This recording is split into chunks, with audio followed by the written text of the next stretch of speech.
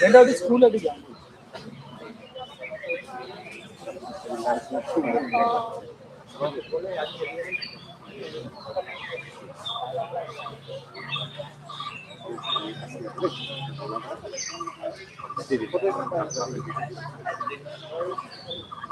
I've never written the book.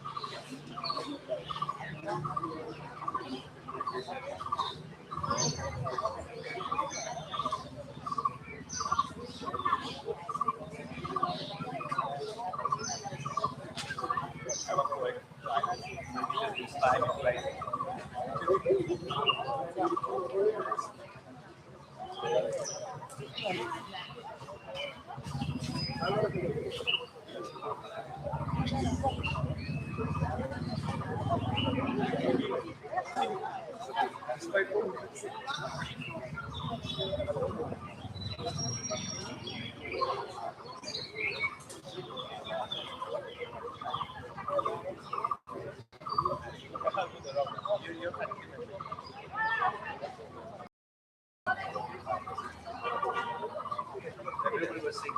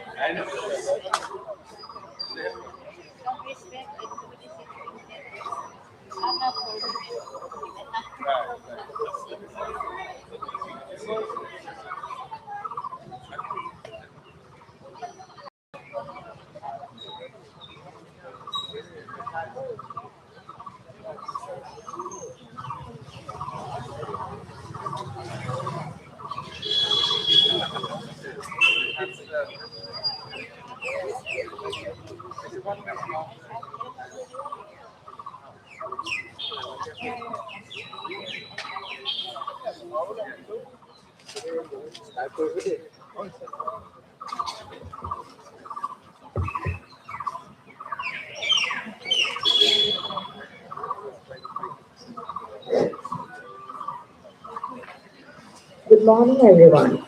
Welcome to the day 4 of Dibrugarh University International Literature Festival. As we continue our journey today, we move to another very interesting session titled Oh, You Naughty One Children Literature and Stories, which brings together some of the remarkable voices. Now, let us begin our session by introducing our speakers. Our first speaker is Guru Sharing Ladaki. He is a poet from Sikkim. His first collection of poems called Monk on the Hill of Love at Brahmaputra Lit Festival in 2017. His poems have appeared in many journals and anthologies, some of which are translated by Gulzar. His second book of poems, Songs Without Borders, is due for release in 2026. He is an alumni of International Writing Program 2023, University of Iowa, USA. Sir, we welcome you.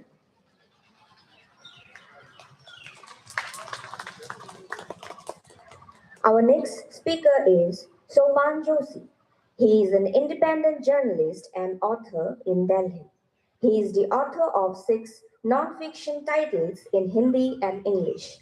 His writing interests include travel and adventure, sports and motoring, religion and politics. Joshi has written and edited for a variety of publications. He has reported on land and agriculture, water and forestry, public health and science, indigenous peoples, and the environment. Sir, we are privileged to have you with us today. Now, we also welcome Haduka Chishi, also known as Haduka Sumi, is a writer and photographer from Nagaland. He is also keen woodworker and collector of 90s nostalgia. His debut, Giants, won the Atta Galata Bangalore Literature Festival Book Award in Children's Fiction category.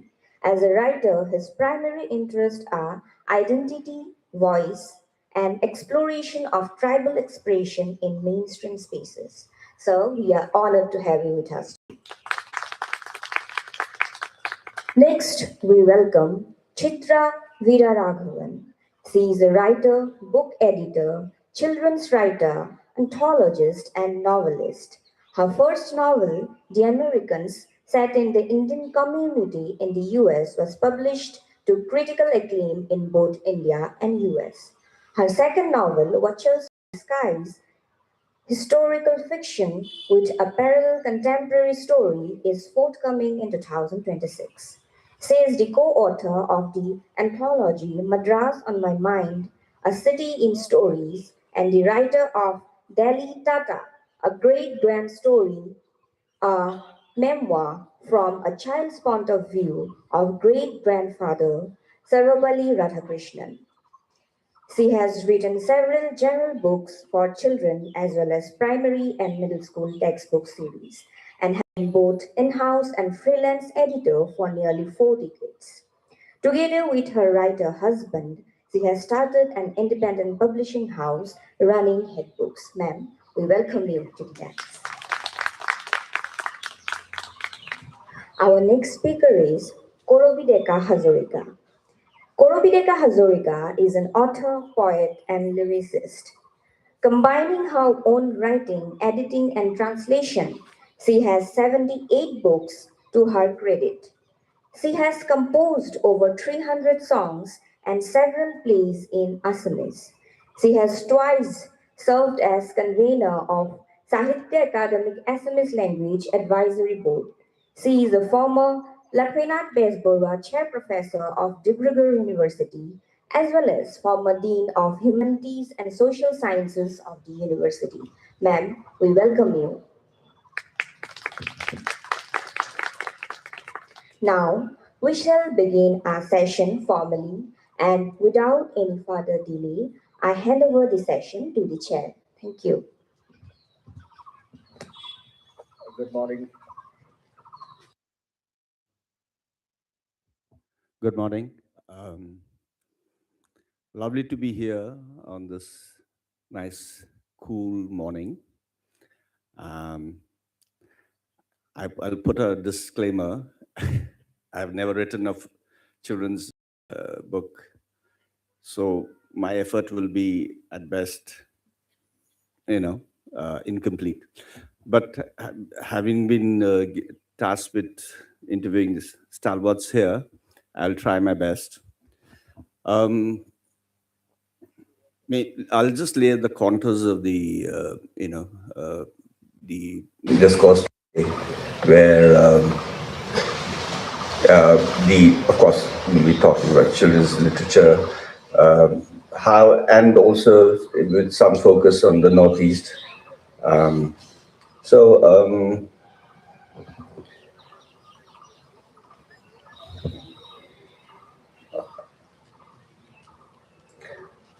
I will start with a quote.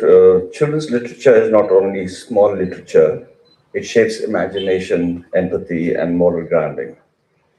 It is often the child's first introduction to values and emotional intelligence. Of course, India, we have very strong roots in our uh, tradition, particularly to do with children's stories. We all grew up reading Panchatantra and Jataka tales, and closer home, a lot of the oral traditions from the Northeast, we've heard them as children, and now luckily a lot of them have been preserved in uh, books, and because there's no more fire chats any longer. Many of these societies change. There's so much change happening here. So I will start with you know perhaps we'll go this way. Support.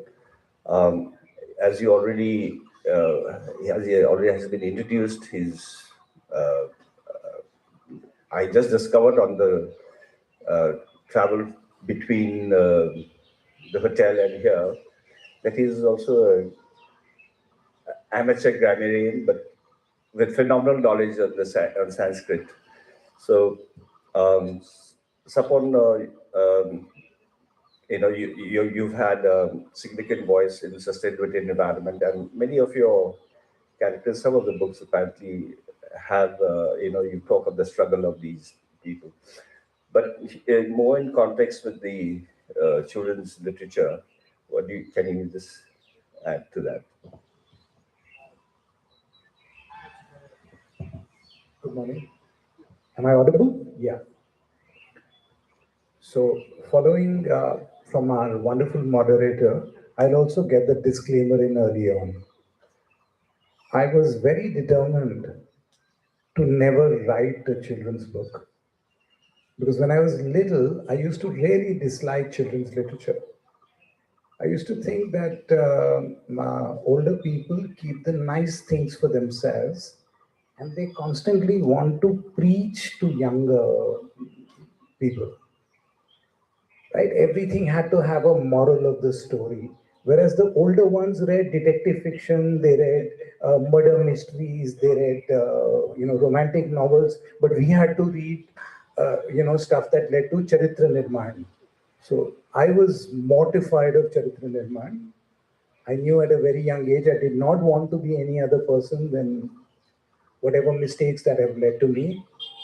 So yeah, I was very determined to not never get into it. But you know how they say that fate has a way of getting you by making you do exactly what you don't want to do. So I was into this, dragged into this kicking and screaming by some friends who thought because I write in an ordinary idiom, I can write for children. And thereafter, because that clicked, then there are editor friends who've consistently made me write for children. Without dragging this for too, uh, without dragging this, I'll just end my initial remarks with something that I heard Rabindranath had said at some point. Rabindranath had said that he doesn't take a writer seriously if he or she cannot write for children. So I think writing for children is a very good exercise for everybody, not just for those who actually do children's literature like our wonderful panelists here. So I think I should finish this comment here. And now we have Madam Karabi Dekha Hazarika. I think she's been in this university for over 40 years. That's what she was telling us. And now is with a little bit of self-awareness. She was telling now she's known by her son's mother rather than the son being known as her son. Of course, you heard the introduction. She's a legend here. She's written so many books, and they include all genres from poetry, lyrics, novels, literary criticism, travelogues, and of course, children's literature.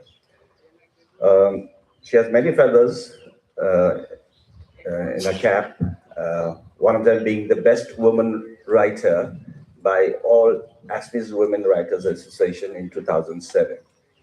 So, without further ado, I'll ask ma'am to, you know, uh, uh, speak of her journey, how she came to write children's literature. Thank you, Guru. Good morning, everybody. Actually, children literature is my first love. Poetry is within me. It is like my heartbeat. I can't live without poetry. But unfortunately, as an university teacher, I have to spend most of my time writing critical essays, editing books, finding research works. I have completed 45 students completed PhD under me. So I was so busy, I have not much time for children literature. But it is always with me. At the early period of my creative life, I composed pictures, stories, and poems for children, and I found much pleasure. It is a blissful moment for me. It was the best time of my life. It was like a proper medicine to make me happy, make me feel fresh, to be free from all types of mental anxieties. Because I love children from the core of my heart. The best thing that I love is children. So it is very easy for me to understand their mind, their pulse of feelings. I can compose stories orally in any moment for my stories. So when my two sons were very small, I used to tell orally some stories for them in the bedtime. I started a story and it goes on until they completely go to sleep. So I find it very comfortable and very easy. Then, yes, I think that writing for children is a very good mental exercise. You have to observe them, you have to understand their mind, their feelings, and you have to know what they want. They do not like tragedy in the end. They always like a blissful, a happy ending. So, in that way, I composed some books in my early period of creative writings when my boys were young. After that, so many years have been passed. I found myself as a poet, academician, columnist, but there was a rare moment in my life. Yes, there was important days when I had to face a very dangerous accident. I have to confine in my room, in my bed. I can't go outside. I was very desperate at that moment. And at that moment, my son Kostub, he was a college student. He gave me a copy of Harry Potter series and the Philosopher's Stone, and that is the beginning. I translated Harry Potter 4 book in a Assamese magazine, and it is the first book of Harry Potter in Assamese. But outside that track, I want to give a very small information. It is not in my lecture, outside. The first article, first translation of a part of Harry Potter was written by Gustav when he was very young. So he is also a good writer, but his line is not in my field. And then when I translated Harry Potter's, I found even till today, I find my readers working in some colleges, universities, etc. They said that, man, it is very good work we have done because we were a village children. We have no idea of world literature. So you give me the chance of connecting with world literature. It is the best award in my life. So I am going to make short. Uh, in this way, I compose some poems, some anthologies, some stories, and so after retirement, I again want to write for children, and I very with very emotional attachment. I have composed a children novel, Zilmil and Nilatora, the star, blue star. So again, in nowadays, my inspiration is my granddaughter, who is 4+ years. I want to understand her mind, feel her questions. So now I am again busy in children literature, and total number of my children book is 14, and total book is in all jars. It is nearly more or less 80. And 14 is children books, and now other 3 or 4 are in press. Okay, thank you. Thank you. Has she been in writing? And one thing I take from this is that when we talk of translations, we generally talk of regional languages being translated into English. But here is an example where English has been translated to regional languages. And I think we need more of that being translated to regional languages, like Madam has done. Now we come to Hutukusumi, young, handsome, and ready to gallop. And his new book has just won Giants, has just won the Ata Galata BLF book in the children's fiction category. So I think people like him are far more qualified to talk about children's literature. So I hand the mic to Kutuku. Please tell us about your journey and what you feel about children's, how you came to get into children's literature. Hello. Hi. Good morning, everyone. It's a pleasure being here with you this morning. Well, I have to inform you first that this morning I hope to bring a perspective from the young adult side of literature. Young adult occupies a very gray zone between children's fiction and fiction for adults because, as you know, teenagers, they don't want to be patronized. They want to feel like they're part of the conversation. So it was a very, I would say, unique experience for me, especially because this was my first book. I am actually by training a photographer, and I just decided to write a book, and I'm thankful that it's been doing pretty well so far. As far as my decision to write is concerned, I think writing is something that is part journaling. I mean, especially with fiction, because one way or another, even if you're writing about a fictional character, a part of you finds its way into the character, into the book, because I think we write from experience. And even if you're writing something like science fiction, for instance, your worldview, your understanding of the moral issues, all of them find its way into the book. So I was grappling with issues related to my voice, And I'm sorry, I apologize to the panel because I want to bring in my regional perspective.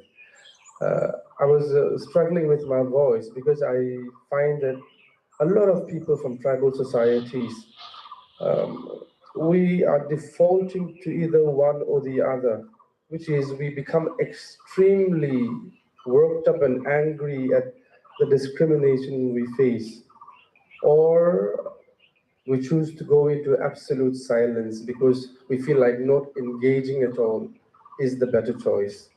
But I felt like our voice needs to get out there, but a voice that is free of bitterness and a voice that is perhaps looking for hope more than anything else.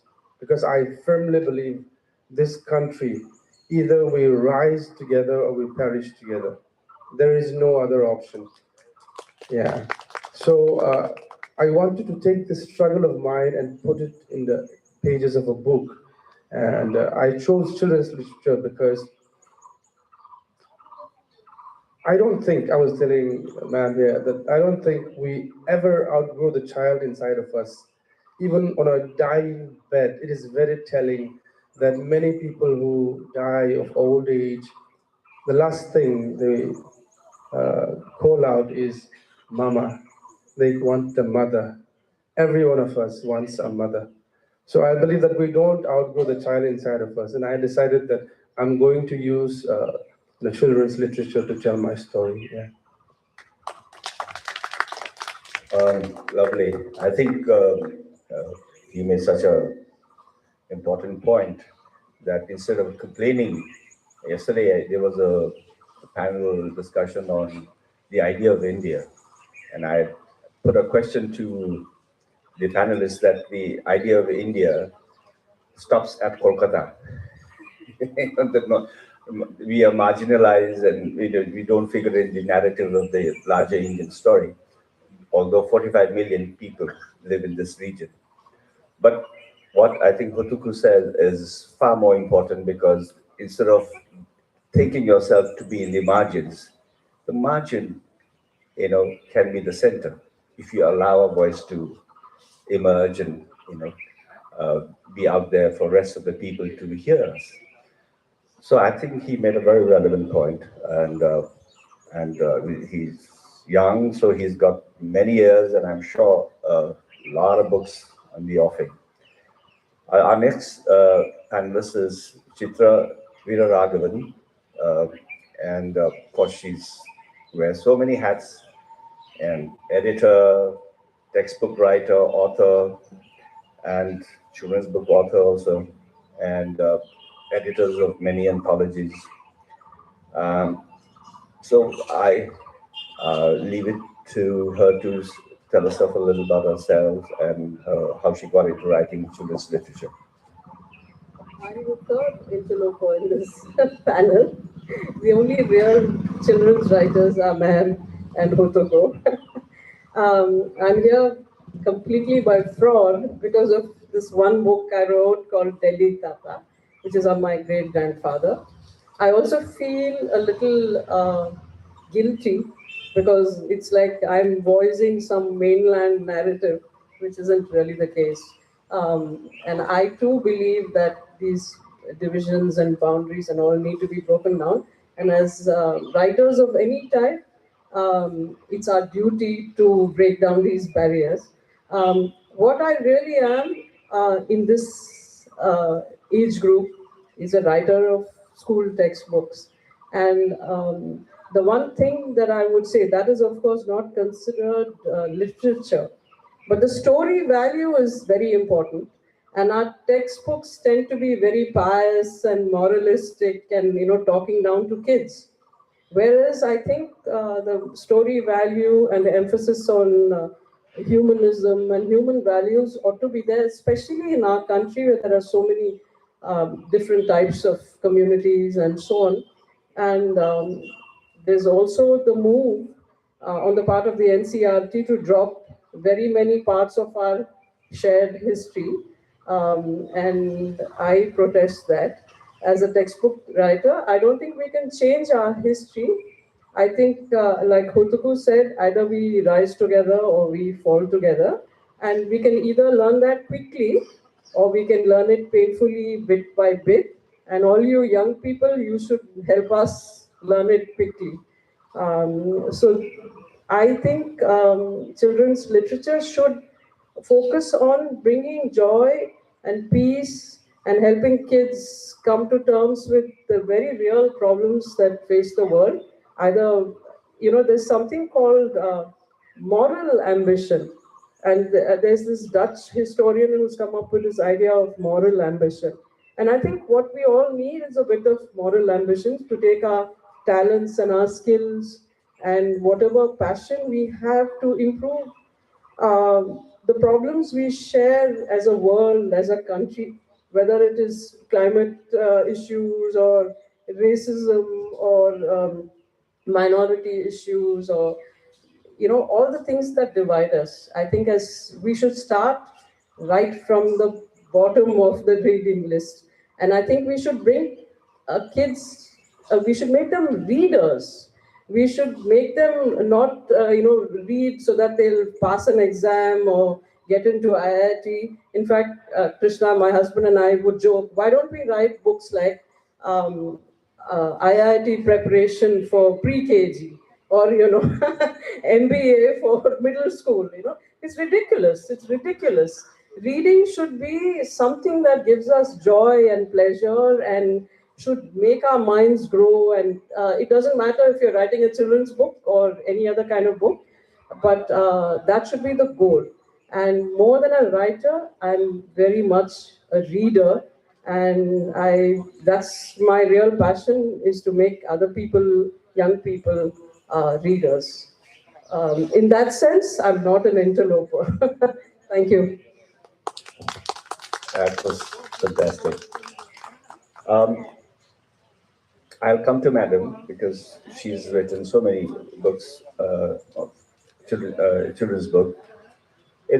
We find that children's book, although it is in clear, simple language, it is not necessarily simple, and that sometimes crosses over to adults. Like, for example, a very famous book by Charlie Mackenzie, The Boy, the Mole, the Fox, and the Horse. It became a sensation and later became a short adapted animation film, which won the Oscar.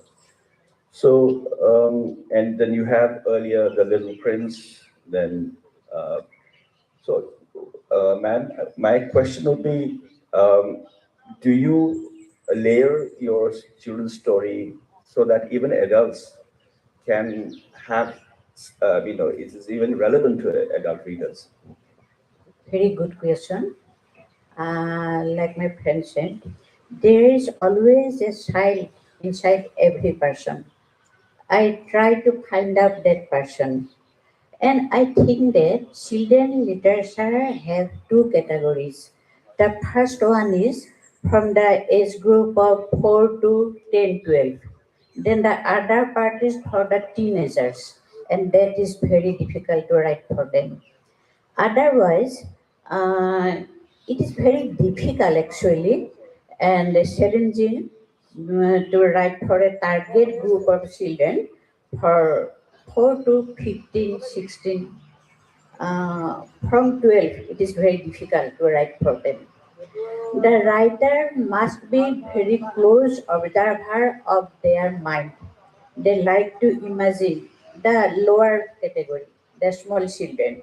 They like to imagine and they want to live in a world of fantasy, in which world the sun and the moon, animals, demons, and men live together. There are nothing impossible in this world. Tiger makes friendship with the farmer. A poor man can easily beat a big demon. So, and it is full of imaginations, full of laughter, and without very serious thinking. It is for a small group. But when I write for the upper group, that is, I have composed, I can show you one book. 1 minute, please.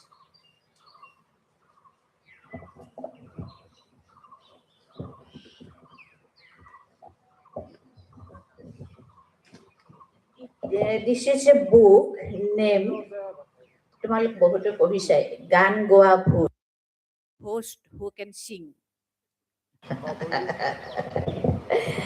This is the ghost. In this story, I want to say that what is music becoming today? A ghost who is very good in imitating sound. He lives in a lonely field, in a tree. He can imitate the sound of the fox, the monkey, the owl, etc., etc. But he loves song very much. One day he wanted that I am to go to the town and learn their music. He came to the town, and when there was a program going on, he entered there and he sitting in the audience. He want to sing, and in his song, he give the sound of foxes, monkeys, meows, cats, dogs, etc. Then people said, "Wow, what a song! What type of a song!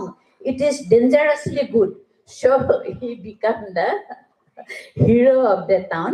But he in the some girls came for his autograph, but he could not write.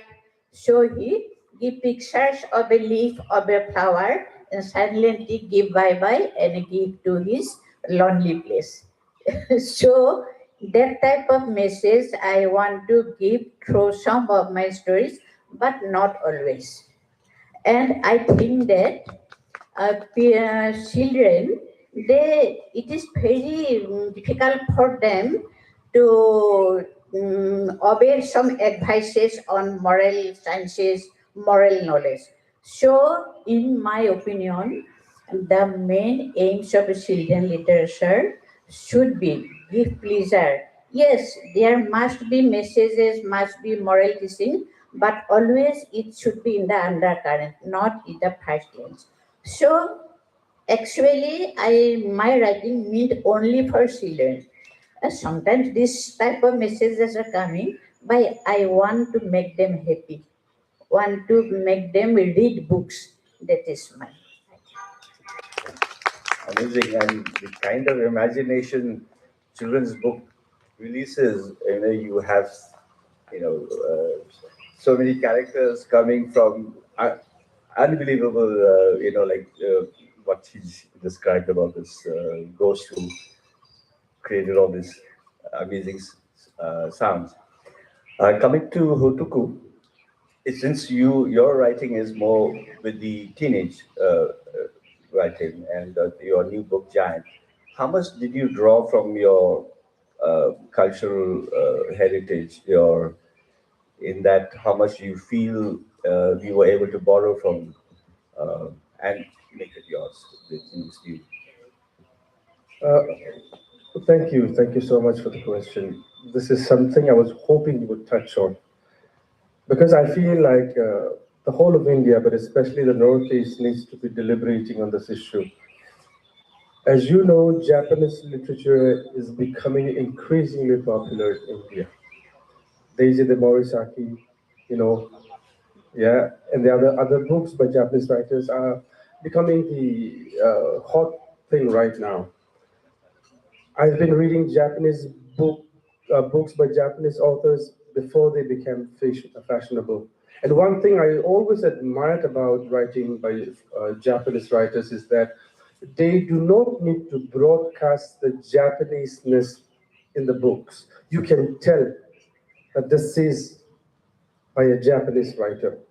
I wanted to explore, can there be a Naga way of writing where without shouting, just like you can tell Norwegian literature apart from Japanese literature, even American or British literature for that matter, where our culture does not have to be put, uh, you know, on display constantly, but where the way we approach writing can itself become the sort of the hallmark.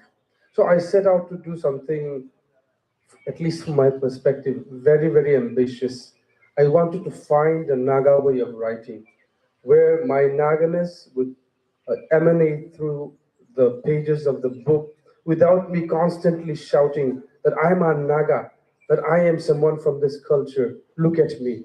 So, you know, my tribe, the Simis, we've always had a storytelling tradition, and especially the whole of Nagaland for that matter. But my tribe has a distinction of having a form of oral poetry. And this is a form that is very quickly being erased because now young people want to, um, you know, young people want content. You know what I mean? They want content. And everyone's attention span, not just the young people, all of us included, has become so minute. So this form of poetry where one could recite for hours is slowly disappearing. And I wanted to see whether I could capture some of that. I cannot do it myself because the language they use is archaic and we can't understand it anymore. But I wanted to see if I could capture some of the essence and put it in my book. Uh, the reviews have been very encouraging, especially from. I set out to do two things: write a story that would be relevant anywhere in the world, and my agent certainly seems to believe it because he's been trying to get me UK and US deals because he believes this story can be relevant anywhere else. But I wanted to write a book that speaks to the place that I come from, the people that I belong to. And the reviews from my people have been very encouraging because some of them have, they've wept on reading the book because they felt that this book was addressing issues that they have felt but they haven't been able to express for a very long time. So I think all of us, in some shape or form, we are trying to represent. No matter how much we want to distance ourselves from it, we are trying to represent. Yeah. That's brilliant, Utuka. Because I, as a poet, when I write, I'm not very conscious that I'm writing as a person from Sikkim. Because the pain you feel, whether you're in India or you're in America or whether you're in Africa, is the same pain. And how you contextualize your pain that gives you the background in that particular geography or that culture. And the amazing thing is that when you're honest about that, and everybody in the world can relate to it. And I truly agree with you that you don't have to put this Naga-ness or this Sikkimese-ness or this Assamese-ness, you know, because that will be anyway informed by your storytelling because it comes from a particular place and culture. Turning to Sopon, I'll. If you permit, I'd like to respond to what. Sure, of course. I've been a journalist for about 30 years now, and I'd spent a fair amount of that time reporting on the scheduled tribes of India, right? So, in the stuff that I write, and I hope you don't get me wrong, I actually do a lot of writing for children. Right? There are multiple books. I write two columns, one for little children, one for middle school ones. And I really enjoy writing for children now. And there is something peculiar. I am a journalist. I only do non-fiction. I don't have the easy tools that fiction writers have. So I have to justify everything I write in material, in reportage, in reporting, in research. And I've had to write biographies for children of, among other people, Mahatma Gandhi and Kumar Gandhar. One is a classical singer, the other is a great leader whose life is spread out in a way that no modern life can compare. Right? So, I mean, I can relate to what Hutuku said, which is when I was a kid, I did not like children's literature, but I have to write for children now. So the first decision I took was I was not going to think of my reader as a child or as an adult. So there are books, for example, these two biographies of Mahatma Gandhi, they've been printed in multiple editions in lakhs. And they are read and recited in schools. Now, I had a very peculiar instruction when I had to write my first children's book. The proposal came from the government of Bihar, and they said that children in our schools can't read at all. Children studying in 8th standard can't read. And the 100th anniversary of the Champaran Satyagraha is a good occasion for us to produce some new literature. We'd like something that those children can read, right? It was actually a very heavy burden for somebody who's never written for children, right? Straight away, you're being told that you have to write in a way that is very unwriterly. Nobody should get the sense that this is a writer who is you have to tell a story like a mashi or a grandmother, right? It can't be like a writer who is getting across. And that challenge was I'm very happy that came to me because I had to reimagine till this point, and I typically end up writing on stuff that nobody wants to read. You know, environment, agriculture, the scheduled tribes, forestry, water. Nobody wants to read about these things. But the point is, if you start writing for children, you develop your muscles, your writing muscles, in a way that you can get across to ordinary people anywhere. And there are children's books, just like Hutuku said. There are children's books that I've done, which are actually I've heard a lot of young adults coming and talking to me about them because they said this is actually a very easy introduction and it is not boring. Now, another point is I have to write for different age groups. I have to write for very young children. I have to write for middle school children. I have to write for teenagers, and otherwise, my regular trade is writing for older people about things nobody wants to read. So the variation forces you to train your imagination and your writing muscles and your ability to filter material. Because remember, I do non-fiction only. To filter material in a way that on the fly, the same story with a little customization can work for a little child, with a little customization will work for an adult.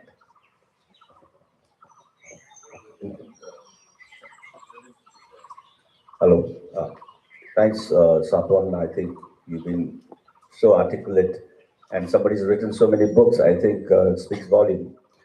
I'd like to come to Chitra. You were talking about moral. What was that?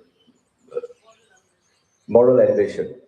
So, how important is these qualities like when you talk about nostalgia, emotional healing, um, universal truths, and also what you see in things like kindness, vulnerability, courage, uh, which are there beautifully written, and kind of advanced. Uh, for a child to have some kind of a moral ambition, I suppose.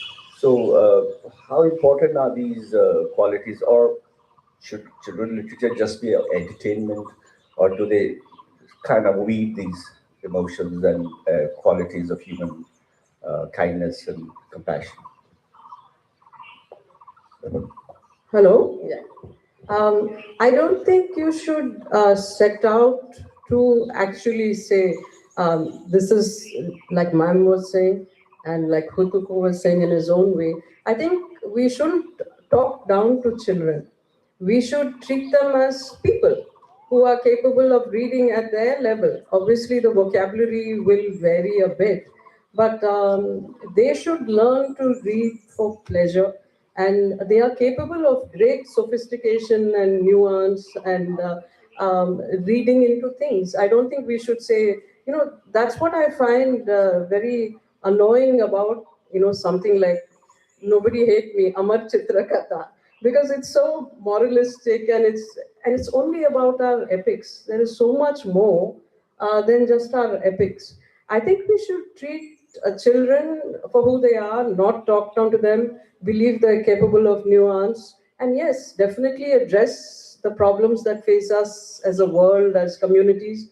Um, Face up to the challenges that children face, loss and grief and death, and all the problems that human beings face at the level that they would be able to understand, but not at all taking away from the fun angle, because we read for pleasure.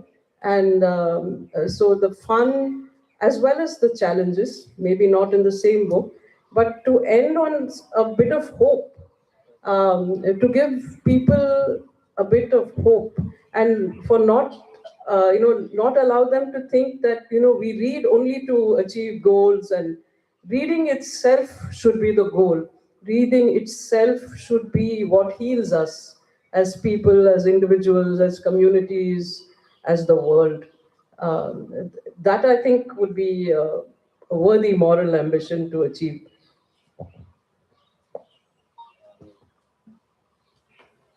I think we'll touch upon something a little more realistic in the sense that publication.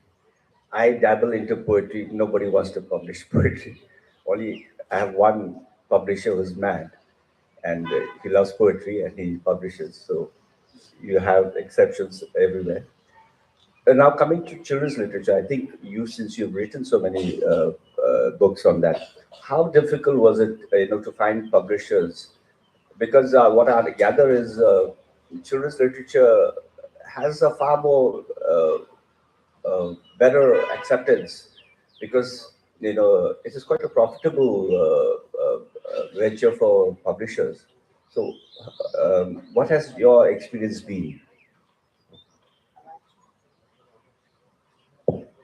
I'm actually not the right person for this question because I've my livelihood is not connected with writing.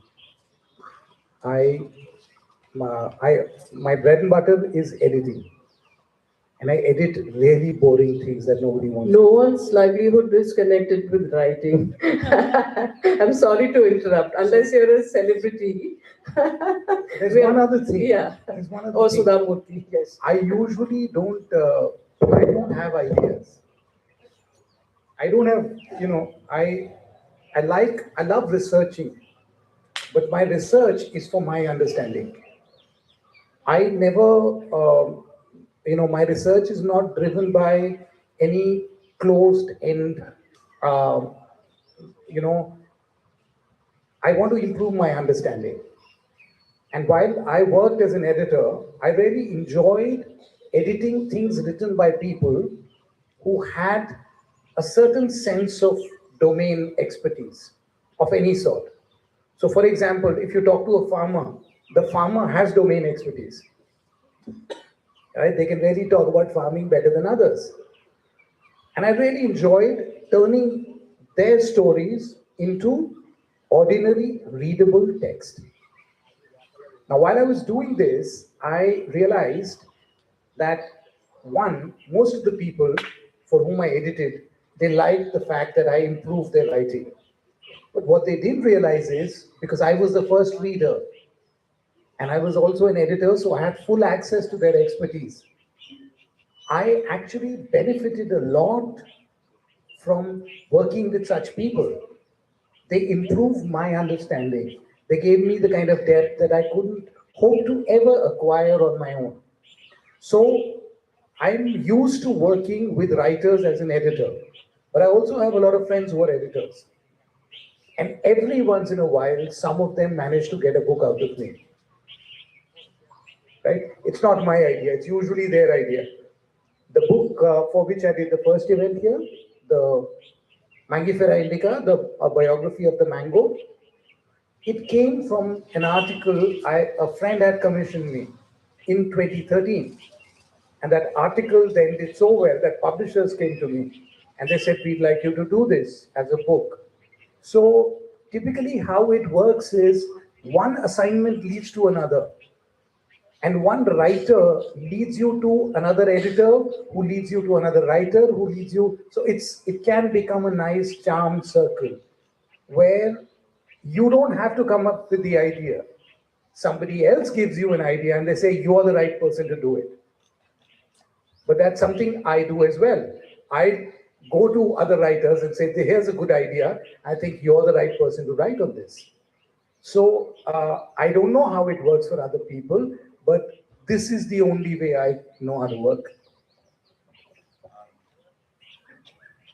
He's always very articulate and really, it's a pleasure listening to him. Now, I think we are just about have 10 minutes, so I can throw the house open for questions to the panelists. Of course, please. Sure, sure.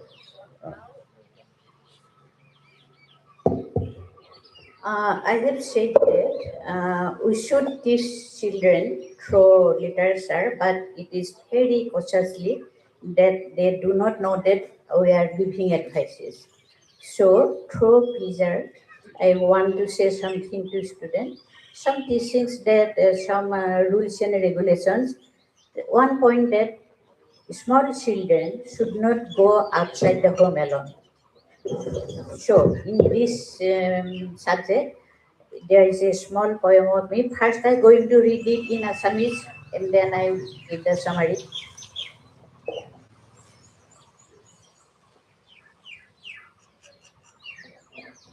মোৰ যিটো শিশু কবিতা তোমালোকে শুনিবা সেইটোৰ নাম হ'ল চিকু বাবা হেৰাই গৈছিল চিকু বাবা was lost লাহি আৰু পাহি এজনী বা এজনী ভনী থাকে হাঁহি হাঁহি লাহিয়ে বোলে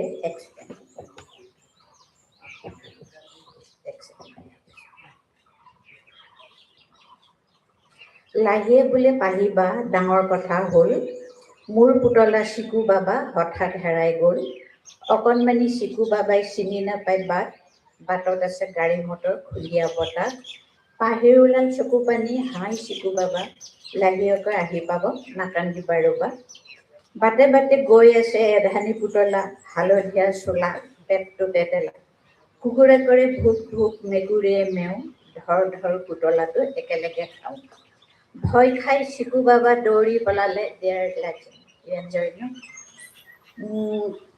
ভয় খাই চিকু বাবা দৌৰি পলালে দোকানীয়ে দেখা পাই মেজত ৰাখিলে সৰু সৰু ল'ৰাবোৰ আহে জাক পাতি চিঞৰ বাখৰ কৰে দোকানীক মাতি 10 টকা 20 টকা 100 টকা দিম পুতলাটো দিয়া যদি লগে লগে নিম ভয় খাই চিকু বাবাই কান্দি গুণগুণ লাহিবা পাহিবা মোক নিয়াচোন ককা আছিল ওচৰতে শাক পাচলি কিনি ঘৰ ঘৰকৈ আহি পালে চিকুৰ মাত শুনি এইটো আমাৰ চিকু দেখোন দুষ্ট পুতলা মনে মনে ঘৰৰ পৰা ওলালি হ'বলা কাণত ধৰি ককাই চিকুক ঘৰলৈ আনিলে দুটা এটা কোব দি আলমাৰিত থলে পাহিয়েকৈ আহি পালে মোৰ চিকু বাবা এবাৰ কোলাত লওঁ দিয়াচোন ককা ককাই ক'লে নাই নাই নহ'ব নহ'ব অকলে ওলাই যোৱাৰ শাস্তি পাব পাহিয়ে ক'লে ঠিক আছে লাহিয়ে ক'লে বাৰু চিকুৱে ক'লে এনে কাম মই নকৰোঁ আৰু I will give that summary.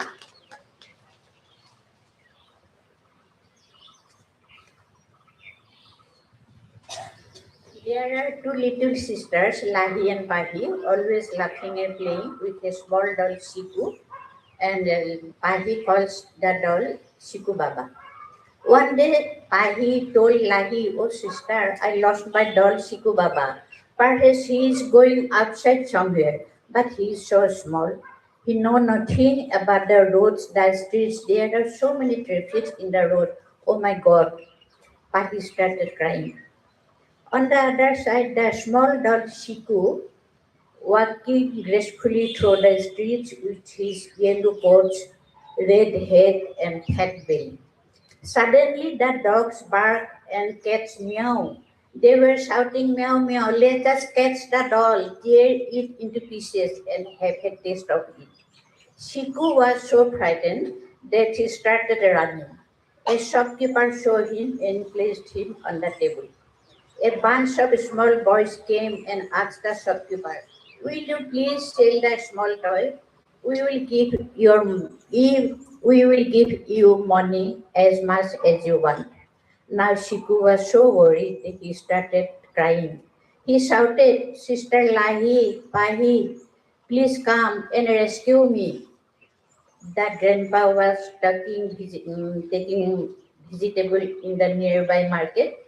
He immediately came and seeing Shiku angrily scolded him, Naughty doll, you again went out secretly without any information.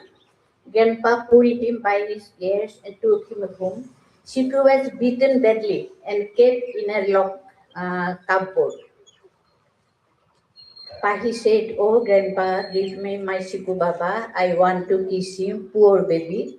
Grandpa said, No, never. Shiku must be punished for his action of secretly leaving the house.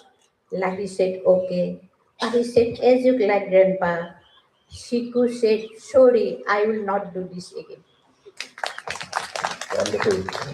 And yes, I don't speak or understand Assamese, but I could, when she was reading in Assamese, you could see the music, you could hear the music, the beat. It was so nice. And of course, the translation, I could connect to it and I found it much more interesting. Thank you, madam. Now I open the house to all the young minds there. I'm sure you'll have some very interesting, fresh questions to the panelists. Uh, the mic is open.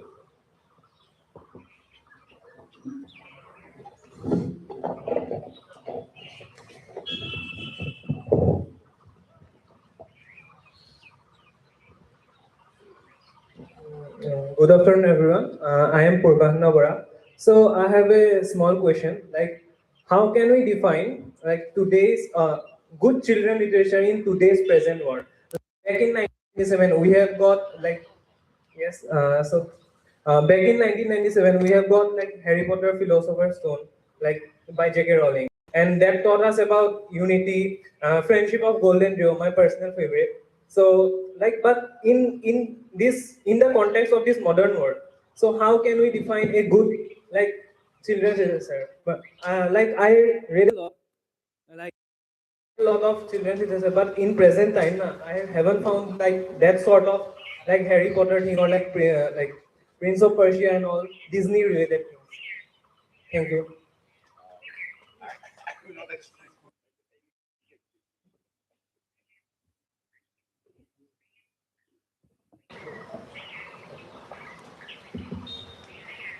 I think the yardstick to you measure that you use to measure a good book, it stays the same whether it's adult or children's book, children's books. Chitra was just talking about how this moral ambition. Moral ambition, I think, it is not confined to a certain perspective or understanding of the world. When we write, each of us, the writers, we are aspiring to do is to address what makes us human, the base emotions that makes us human. For instance, I'm a Christian. The Bible says, "How can you say that you love your brother and hate your fellow man?" If we continue to address the issues that make us human, I believe that we are bettering the world one thing, one step at a time, one day at a time. So I think even in today's world, children's literature, I know dragons and all that is the in thing right now, but any sort of children's literature, and I don't want to undersell any particular genre, any children's literature that touch the heart of the matter, what makes us human, what makes all of us human. I think those books are always and will always be relevant. Yeah.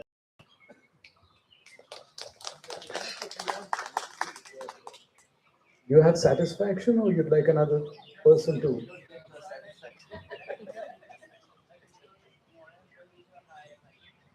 That's actually not true. And, I'm not disputing at all what Chitra said. She is right about what she said. But some of the cruelest people in the world are moral people who are not willing to do what Hutaka was talking about. They're not willing to forgive. So we should be careful about, moral tools tend to cut both ways.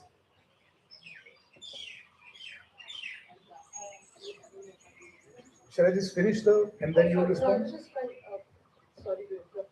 Ah, By moral, I think what is meant is ethical. I'm completely with you. Completely. That's why I said I'm not disputing what you said. Okay, thank you. Right? I'm just it's a word of caution because he also made the same point, and these are both very important things.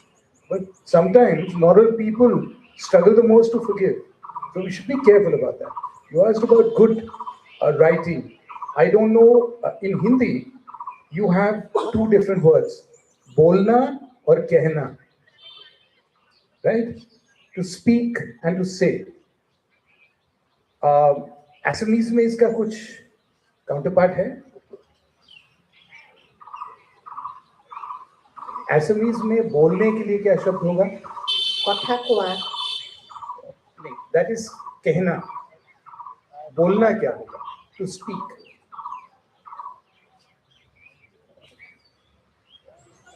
বলনা to speak আমাৰতো কোৱাই কয়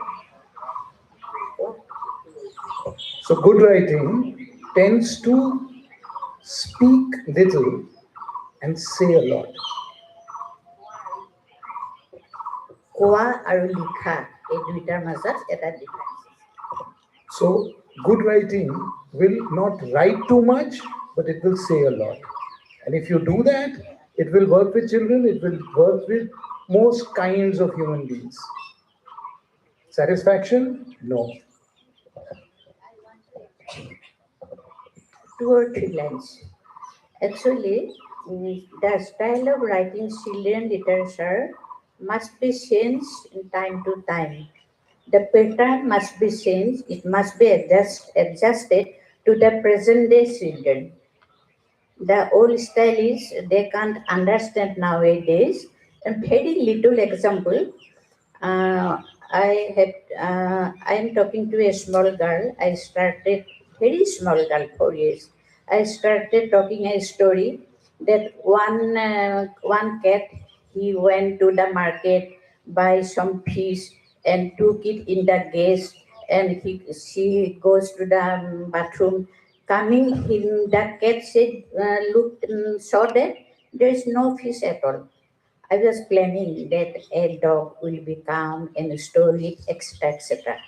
I said, "Oh, where is my fish?" Then the girl said, "Please check the CCTV." So my story ends there. So we may be very cautious in writing for present day children. I very appreciate what Sapon said. Morality can be a double-edged sword because you have when you have extreme morality which is twisted, like in Iran, you find the morality police. That's the place we don't want to go. So, moral ambition, I feel, is very important, especially in children's literature. Um, but as long as it does not infringe on your right of being, that's very important too. So it's okay you to be kind of moralistic, but as long as it does not infringe in anybody's right to exist and live as freely as possible. Elaborate answer to this. A quick way to check this is she talked about the moral imperative. You know why that's nice? Because moral is always for yourself. Moralizing is for others. Right? That is the line we must always recognize.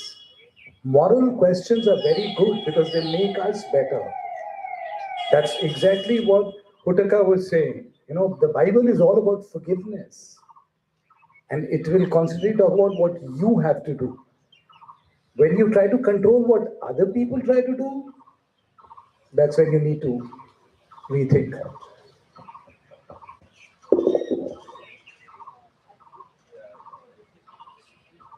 The reason you're disappointed is because we haven't suggested any books to you. We're only going on and on about the writing. The only way to find books is to keep reading and reading and reading, and you will come upon the books that speak to you. That's the only way to go about it. We can't really give you recommendations as to go read this. There are fantastic books done by the National Book Trust. So the most what would appear very unlikely places is where you should go and you should read and you should find your own books. I think that's really the way to go. I think we have passed the time.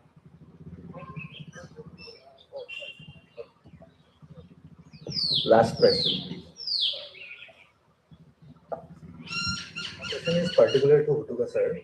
You talked about the popularity of literature now, which I primarily think is because of the popularity of Japanese subculture and their promotion of their wholesome culture.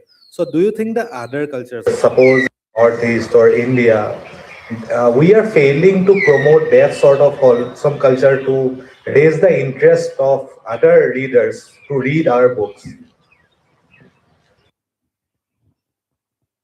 Hello. Let me there. What if someone, Lachit Borpukhan, your great hero, what if someone brings Lachit Borpukhan to the 21st century? And Lachit Borpukhan's story is all about,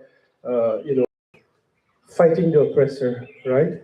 What if someone brings Lachit Borpukhan to the 21st century, turns him into a lawyer, and write a book about how Lachit Borpukhan takes on a giant mining corporation? I think we from the tribal cultures, from the northeast, the periphery, we think our cultures are too sacred, and we have a certain sense of, protectiveness we feel towards a culture, so that we do not actively seek to make our cultures more relevant. The K-pop phenomenon, for instance, that is not what Korea actually is, but it is an export that they consciously decided to do to bring the culture out there into the world. And I think, as people from the Northeast, in particular, from India, from the peripheries, we need to stop thinking about our cultures as being only ours. We must be ready to share it with the rest of the world. Otherwise, the onus is not on the world to come looking for our stories. The onus is on us to tell our stories. But if I wrote a book, yeah, if I wrote a book about Lachit Borpukhan as a lawyer in the 21st century, there will be people in Assam who will say, "How dare you do this?" But that is the way to make our cultures accessible and more relevant, yeah. I think you've got a very good answer. So now I think we are done. We are cooked, and I hand it over to the lady there.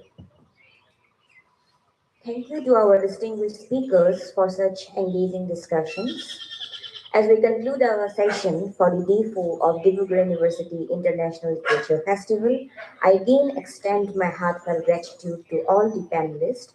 I also extend my heartfelt gratitude to all the members for smooth functioning of this session, and also thank you to our wonderful audience for being such attentive.